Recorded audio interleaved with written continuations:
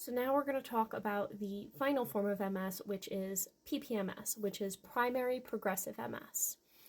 So this is kind of the last one, and from what I've been reading, kind of the most aggressive version, but let's get into it.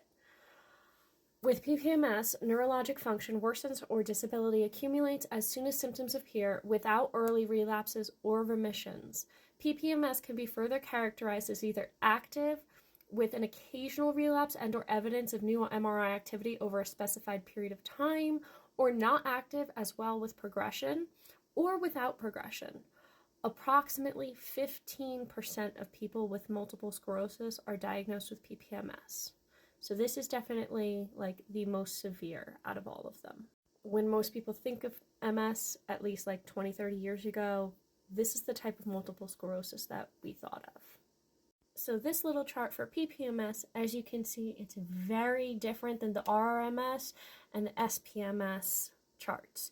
You see how it just kind of gradually inclines, maybe an occasional whoop, stable at that bad spot and then drop, but still kind of just continually just get more and more aggressive.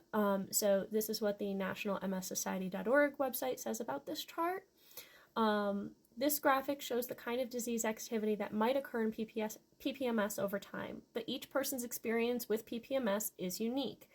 PPMS can have brief periods of stability with or without a relapse or new MRI activity. It can also have periods of increasing disability with or without new relapses or lesions on an MRI.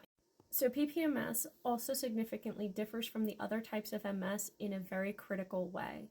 There is only one FDA-approved medication, known as a DMT, that can actually help anybody with PPMS. Unfortunately, it will not cure, it will not completely prevent disease progression or disability accumulation, whereas those who have RRMS, like me, have over 20 different options. That's a significant difference. Also, diagnosing for PPMS is radically different than RRMS. So it requires a careful medical history, neurological exams, various tests including MRIs, spinal fluid analysis, and blood tests to rule out any other conditions. The only definitive way to differentiate PPMS from the other forms of MS is by reviewing your history of symptoms. The following criteria must be met in order to confirm the diagnosis of PPMS. 1 year of disease progression, worsening of neurological function without remission, and 2 of the following.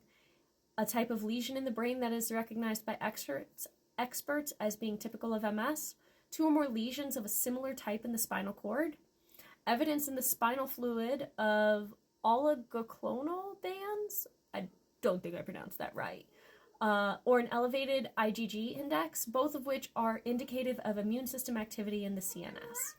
Meeting with these criteria can take a fairly long time, particularly if the person has only recently begun to experience neurologic symptoms. So this one is considered to be like the traditional version of MS. When people think of MS 20, 30 years ago, this is what we think of. And it's unfortunate.